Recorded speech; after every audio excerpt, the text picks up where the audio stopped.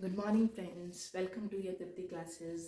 आज हम करने वाले हैं business economics unit of third chapter number 2 of scope of business economics. Scope of business economic में हम ये स्टडी करने वाले हैं कि बेसिकली जो बिजनेस इकोनॉमिक्स है वो कहाँ तक हमें हेल्प आउट करता है, किस तरीके से हमें हेल्प करता है और कहाँ कहाँ हम स्टडी करते रहते हैं। बिजनेस इकोनॉमिक्स की हमें कहाँ ज़रूरत पड़ती है। बिजनेस इकोनॉमिक्स की बेसिकली हमें ज़रूरत पड़ती है डिमांड एनालिसिस एंड फोरकास्टिंग के लिए। जब हम डिमांड एनालाइज करते हैं उसके अकॉर्डिंग ही हम लोग डिसीजन लेते हैं कि हमें कितना प्रोडक्शन करना है, प्रोडक्शन कम करना है, ज़्यादा करना है। अकॉर्डिंग टू देयर बेसिस हम डिमांड को चेक करते हैं। हमारी जो बेसिकली जो डिसीजन लिया जाता है, decision depend on the accurate estimate of demand. जो डिमांड है हमारी अगर एक्यूरेट निकलेगी, हमें पता है कितना प्रोडक्शन करना है, तो हम उस बेस पे डिसीजन भी प्रॉपर लेंगे। और डिसीजन जब प्रॉपर लेंगे तो डिमांड भी हमारी अप्रोप्रिएट होनी चाहिए। क्योंकि अगर डिसीजन प्रॉपर कब लिया जाएगा, बिजनेस इकोनॉमिक्स में हमने फर्स्ट चैप्टर में यही स्टडी किया था कि business economic is a integration process of theoretical conceptual and decision making. और बेसिकली जो हम डिसीजन ले रहे हैं, डिसीजन जो हम ले रहे हैं वो according to the estimated demand के होना चाहिए। अगर डिमांड हमारी कम है तो हमें प्रोडक्शन को भी कम कर देना चाहिए। अगर डिमांड ज़्यादा है तो प्रोडक्शन को भी ज़्यादा कर देना चाहिए, ताकि हमारे जो कस्टमर हैं वो सेटिस्फाइड हो सके। Next was the how many resources, हमें उसके लिए क्या क्या रिसोर्सेज चाहिए होंगे। हो सकता है कि जो हमारे पास रिसोर्सेज हैं वो सफिशेंट नहीं है, स्केयर नंबर ऑफ रिसोर्सेज है, तो हमें उनकी रिक्वायरमेंट है। तो हमें क्या करना चाहिए, रिसोर्सेज को देखना पड़ेगा कि हमारी जो डिमांड हम लोग इंक्रीज कर रहे हैं तो उस केसेस में हमारे पास वो रिसोर्सेज हैं। अगर रिसोर्सेज नहीं है तो रिसोर्सेज को फुलफिल करना पड़ेगा, फिर ही हमारी जो डिमांड है वो एक्यूरेट निकलेगी और हम वो डिमांड को फुलफिल कर पाएंगे। Next was the estimate current demand and future demand. और बेसिकली जो डिमांड एनालिसिस है और बेसिकली वो हमें कहाँ हेल्प करता है, हमारी जो करंट डिमांड में भी और फ्यूचर डिमांड में। वो हमें ये बताता है कि आज की डिमांड क्या है। अगर हम डे बेसिस पे देखें, इन वन डे हमारी प्रोडक्शन कितनी होनी चाहिए, सेकेंड डे हमारी प्रोडक्शन कितनी होनी चाहिए, उस बेसिस पे हम अपने फ्यूचर डिमांड को भी जज कर सकते हैं कि 6 महीने बाद हमारी डिमांड कितनी होगी एक प्रोडक्ट को प्रोड्यूस करने के लिए। Next point was the production function. Production function में हम लोग रिलेशनशिप को स्टडी करते हैं, इनपुट और आउटपुट की रिलेशनशिप को। हमने अगर इनपुट लगाया है, हमने कैपिटल लगाया है, इन्वेस्टमेंट लगाया है, तो उस बेसिस पे हमारा आउटपुट कितना निकल के आया, हमने कितना प्रॉफिट जनरेट किया है, जो हमने पूरे बैलेंस शीट में शो किया है कि हमारा कितना प्रॉफिट जनरेट होके आया है। अगर मान लो हमारी जो इनपुट है वो इंक्रीज कर जाती है, इनपुट हमारी अगर इंक्रीज कर गई तो उस बेस पे हमें क्या लेना पड़ेगा, क्या स्टेप्स लेने पड़ेंगे। तो हम क्या स्टेप लेंगे कि लीस्ट कोस्ट कॉम्बिनेशन अडॉप्ट करेंगे, कि हमें क्या करना है, हमारी जो कोस्ट को कम से कम रखना है और जो आउटपुट है वो ज़्यादा से ज़्यादा रखना है। तो ये बेसिकली हम प्रोडक्शन फंक्शन में स्टडी करते हैं। Next was the cost analysis. Cost analysis में हम रिलेशनशिप पढ़ेंगे कोस्ट और आउटपुट के रिलेशनशिप को, कि अगर हमारी कोस्ट ज़्यादा है, मान लीजिए हमारी कोस्ट ज़्यादा है क्योंकि रॉ मटेरियल ज़्यादा हो गया है, रॉ मटेरियल ने अपनी प्राइस इंक्रीज़ कर दी है, जो भी हमें मशीनरी चाहिए थी वो भी कॉस्टली होती जा रही है, लेबर है वो भी उनकी भी हमें वेजेस इंक्रीज़ करनी पड़ रही है, और उस केसेस पे हमारे जो एक पर्टिकुलर प्रोडक्ट की कॉस्ट है वो इंक्रीज़ हो रही है। तो हमारी ऑटोमेटिकली आउटपुट भी क्या है, उतना ज़्यादा नहीं है, आउटपुट हमारा कम निकल के आ रहा है। उस केस में हम लोग क्या करेंगे कि हमें कोस्ट और आउटपुट के बैलेंस बिठाना पड़ेगा। और हम बेसिकली इसमें कोस्ट एनालिसिस में क्या क्या स्टडी करते हैं, हम कोस्ट एनालिसिस में कोस्ट कॉन्सेप्ट को भी स्टडी करते हैं, कोस्ट की क्लासिफिकेशंस को भी स्टडी करते हैं। हम लोग ये भी स्टडी करते हैं इकोनॉमीज और डिस इकोनॉमीज ऑफ स्केल, हमारा कोस्ट क्या रहेगी और जिसका इफेक्ट हमारे बिजनेस इकोनॉमिक्स पे क्या पड़ेगा। नेक्स्ट, हाँ जी, next come to the point, inventory management. Inventory management कैसे होगा, कई बार हम क्या करते हैं कि आउटपुट के लिए हम क्या करते हैं, इनपुट का जो हमें रॉ मटेरियल चाहिए, इनपुट के लिए जो रॉ मटेरियल चाहिए हम एडवांस में इतना ज़्यादा खरीद लेते हैं और इतनी ज़्यादा कैपिटल लगा देते हैं कि मार्केट में उसकी डिमांड जैसे ही डिक्रीज होती है तो वो हमारे लिए बेसिकली क्या होता है, हमारी जो कैपिटल है वो फंस जाती है। और हम लोग क्या करते हैं कि जो coast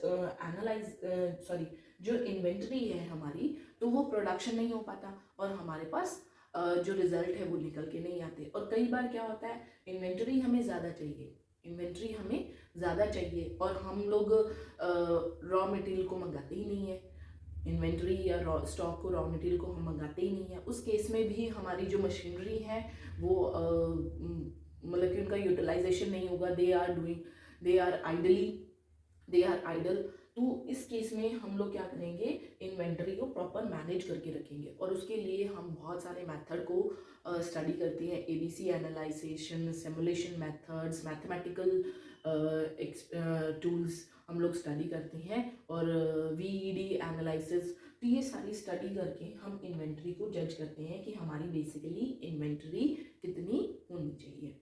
next come to the topic advertisement.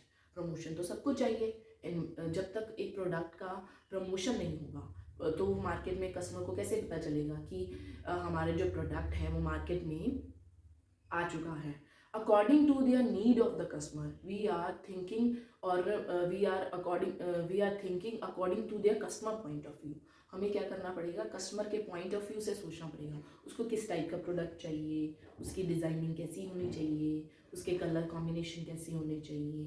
तो ये बेसिकली हम लोग जो स्टडी करते हैं, स्टडी करके हम लोग कस्टमर की जो कस्टमर के लिए हम क्या करेंगे, क्वेश्चनेयर फॉर्म करेंगे और उनके बेसिस पे हम लोग रिसर्च वर्क करेंगे, स्टडी करेंगे कि कस्टमर को इन फ्यूचर कैसा प्रोडक्ट चाहिए और अकॉर्डिंग टू देयर कस्टमर हम मार्केट में क्या करेंगे, उसी टाइप का प्रोडक्ट लॉन्च कर देंगे जिससे कस्टमर भी सेटिस्फाइड हो जाएगा और हमें एक प्रॉफिट जनरेटिंग फॉर्म भी फॉर्म हो जाएगी। तो हमें बेसिकली एडवर्टाइजमेंट का यूज़ किस लिए करना है, फॉर द प्रमोशन पर्पज़ के लिए करना है, ताकि हम क्या करें कि according to their customer product को फॉर्म कर लें।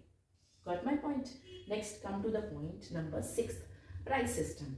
अब प्राइस भी प्रॉपर होना चाहिए। हम लोग प्राइसिंग डिटर्मिनेशन करते हैं या प्राइसिंग पॉलिसीज फॉर्म करते हैं, वो बेसिकली किस फॉर्म पे होनी चाहिए, according to their first point was the price leadership पे फॉर्म होनी चाहिए और या प्राइस की नॉन प्राइस कंपटीशन पे फॉर्म होनी चाहिए। या तो हमारा क्या होगा, एक जो प्रोडक्ट है मार्केट में जब हमने लॉन्च किया, मान लो कोई प्रोडक्ट है हमारे पास, हमने जब मार्केट में लॉन्च किया, आपको एक सिंपल सा एग्जांपल मैं देती हूँ। जब एक मार्केट में ऑल आउट आया था तो उसकी जो मशीन वाला जो कॉन्सेप्ट है वो पहले नहीं लॉन्च हुआ था। फर्स्ट टाइम जो ऑल आउट है उन्होंने इस कॉन्सेप्ट को लॉन्च किया, उस केस में उन्होंने ये न्यू प्रोडक्ट बनाया और उन्होंने प्रोडक्ट की प्राइस भी कितनी ज़्यादा हाई रख दी, दैट वाज द 99 रुपीज़।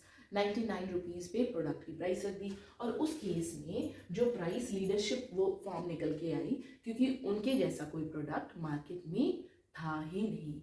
जब प्रोडक्ट मार्केट में होता नहीं है तो हम क्या कर सकते हैं, हमारी एक मोनोपोली जनरेट हो जाती है। We are the king of the market. तो हम क्या होते हैं कि किंग होते हैं, किसी और कॉम्पिटिटर ने वो प्रोडक्ट बनाया ही नहीं। जब किसी और कॉम्पिटिटर ने जब प्रोडक्ट नहीं बनाया तो हम उस केस में प्राइस लीडरशिप फॉर्म करते हैं और अपने प्राइस को हाई रखते हैं। जब प्राइस को हाई रखेंगे तो हम मार्केट से बहुत ज़्यादा एक इकोनॉमी जनरेट कर सकते हैं। Next point was the non price competition. Non price, या तो हम प्राइस को ऐसा फॉर्म करें कि उसका कोई कॉम्पिटिटर ही ना हो मार्केट में। जब कोई कॉम्पिटिटर ही नहीं होगा मार्केट में तो हम ऐसा प्राइस रखेंगे, that was the non price competition.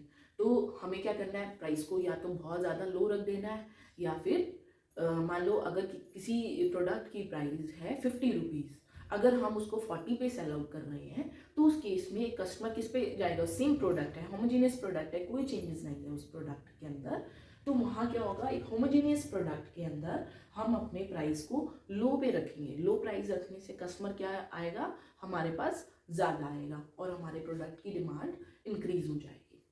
Next come to the point 7 point was the resource allocation. Allocation का मतलब क्या होता है कि हमने डिस्ट्रीब्यूट कर देना प्रोडक्ट को, रॉ मटेरियल को हमने डिस्ट्रीब्यूट कर देना, रिसोर्सेज को हमने डिस्ट्रीब्यूट कर देना। उसके बेसिस के लिए हमें बहुत सारी प्रॉब्लम्स आती हैं। बेसिकली फर्स्ट प्रॉब्लम हमारे पास जो आती है, optimum combination of input to get maximum output. हमें क्या चाहिए, बेसिकली एक फर्म का जो बेसिकली ऑब्जेक्टिव है वो क्या है, एक मैक्सिमम आउटपुट जनरेट करना, प्रोडक्ट के लिए मैक्सिमम आउटपुट जनरेट करना। अगर हम एक प्रॉपर ऑप्टिमम कॉम्बिनेशन लगाते हैं, एक इनपुट का कॉम्बिनेशन प्रॉपर लगाते हैं, उसके लिए हमें लेबर भी प्रॉपर लगानी है, कैपिटल भी प्रॉपर लगानी है, मशीनरीज, रॉ मटेरियल, वो सारे हमारे पास प्रॉपर कॉम्बिनेशन हम लोग यूज़ कर रहे हैं और हम चाहते हैं उस पर क्या आना चाहिए, मैक्सिमम आउटपुट निकल के आना चाहिए। जब तक वो मैक्सिमम आउटपुट जनरेट नहीं होगा तो ये हमारे लिए रिसोर्सेज की एलोकेशन की प्रॉब्लम आती रहेगी। कई बार क्या होता है कि हमारे पास बहुत 2-3 मेथड्स होते हैं, first method, second method, third method. तो 3 मेथड्स हैं आप लोगों के पास। अगर आपने कहा कि लेबर हमने वहाँ पे फर्स्ट में हमने लेबर कम लगाई और सेकंड में हमने क्या है, लेबर ज़्यादा लगाई, थर्ड में हमने और भी ज़्यादा लगाई, लेकिन उस बेसिस पे हमारी कॉस्ट भी तो इंक्रीज हुई। तो हमें क्या ऑप्शन अडॉप्ट करना है, कौन सा मेथड अडॉप्ट करना है कि जिसमें हमारी जो पर यूनिट कॉस्ट है एक जो प्रोडक्ट की है वो कम निकल के आए। जब प्रोडक्ट की कॉस्ट कम निकल के आएगी तो हमारा जो मैक्सिमम आउटपुट जनरेट कर पाएंगे हम, यानी कि प्रोडक्शन ज़्यादा से ज़्यादा कर पाएंगे। अगर हमारा मान लीजिए दूसरी प्रॉब्लम ये आती है कि प्राइस जब इंक्रीज होता है तो कस्टमर क्या करता है, स्विच कर जाता है। स्विच कहाँ करेगा, सब्स्टिट्यूट प्रोडक्ट पे करेगा। जैसे हम एग्जांपल लेते हैं टी और कॉफ़ी का। अगर मान लीजिए टी का प्राइस इंक्रीज कर जाता है, टी का प्राइस, उसकी जो प्राइस है इंक्रीज कर जाएगा, तो डिमांड क्या हो जाएगी, डिक्रीज हो जाएगी और कस्टमर कहाँ स्विच कर जाएगा, कॉफ़ी पे कर जाएगा, तो वो कॉफ़ी लेने लग जाएगा। Intake of coffee was increases. तो यहाँ पे हम लोग ये बताना चाह रहे हैं कि ये 2 प्रॉब्लम्स निकल के आती हैं कि हमें जो प्रॉपर इनपुट्स का कॉम्बिनेशन भी रखना है, ऑप्टिमम इनपुट्स का कॉम्बिनेशन रखना है, साथ में हमें क्या अचीव करना है, मैक्सिमम आउटपुट भी जनरेट करके दिखाना है। Next come to the point, profit management.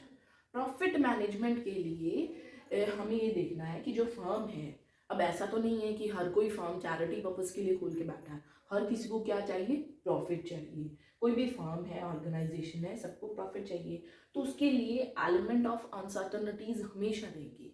हमें पता तो है नहीं, अगर मान लीजिए हमारा जो फ्यूचर है दैट वाज द फिक्स है, यही हमारे पास लेबर्स रहेगी, यही हमारे पास कैपिटल रहेगा, तो इस हिसाब से जो प्रॉफिट है हमारा हमेशा हर साल क्या रहेगा, फिक्स ही रहने वाला है। प्रॉफिट में कोई वेरिएशन नहीं होगी। अगर मान लीजिए हमारी जो बेसिकली हमारा जो फ्यूचर क्या है, अनप्रेडिक्टेबल है, अनसर्टनिटीज आर ऑलवेज देयर, कुछ ना कुछ अनसर्टनिटीज रहती है। हो सकता है कि उस टाइम प्रोडक्शन कम हुई हो, अगर हम ये फार्मर्स की बात करें, उन रेनफॉल ज़्यादा है तो प्रोडक्शन कम हुई होगी। अगर कोविड सिचुएशन की बात करें तो उस केसेस में भी ये बहुत सारी अनसर्टनिटीज़ निकल के आई हैं, जिनके बेसिस पे हमारा जो प्रॉफिट है वो वेरी करता ही करता है। Next come to the point, 9th was the capital management. Capital management हम कैसे करेंगे, कैपिटल मैनेजमेंट बेसिकली क्या करता है, प्लानिंग करता है और कंट्रोल करता है, किसको, हमारे कैपिटल एक्सपेंडिचर को। बेसिकली कैपिटल मैनेजमेंट हम कब करेंगे, जब हम एक इन्वेस्टमेंट डिसीजन लेंगे। जब इन्वेस्टमेंट डिसीजन लेते हैं तो उसके बेसिस में हम अपने देखते हैं कि कॉस्ट ऑफ कैपिटल कितनी लगी और रिटर्न ऑफ कैपिटल्स कितना निकल के आ रहा है। तो उस बेसिस पे हमने अपने लॉन्ग टर्म जो बेसिकली कैपिटल मैनेजमेंट कब देखते हैं, लॉन्ग टर्म इन्वेस्टमेंट डिसीजन है। ये क्या है हमारा लॉन्ग टर्म इन्वेस्टमेंट डिसीजन। जब लॉन्ग टर्म में देखते हैं हमने जितनी इन्वेस्टमेंट की थी, क्या उतना हमारा रेट ऑफ रिटर्न निकल रहा है, कि उतना हमारा जो आउटपुट है वो निकल के आया है मार्केट के अंदर, तो हमारा जो कैपिटल मैनेजमेंट है वो प्रॉपर हुआ है। अगर उसमें प्लानिंग और कंट्रोलिंग प्रॉपर नहीं हुई है, हमने प्रॉपर प्लानिंग नहीं की थी, उस बेसिस पे हमारे जो एक्सपेंडिचर्स हैं वो भी ज़्यादा लगेंगे। ठीक है, next come to the point, decision theory under uncertainties. कि हमें ये नहीं कि डिसीजंस लेना ही नहीं है, डिसीजंस कब लेना है कि अनसर्टनिटीज हमेशा रहेंगी, अनसर्टनिटीज हमेशा रहेंगी।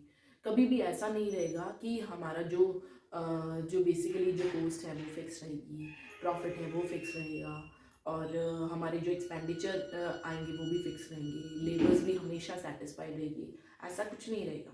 हमें जो भी सिचुएशंस आती जा रही हैं उसको एक नए तरीके से अडॉप्ट करना ही करना है।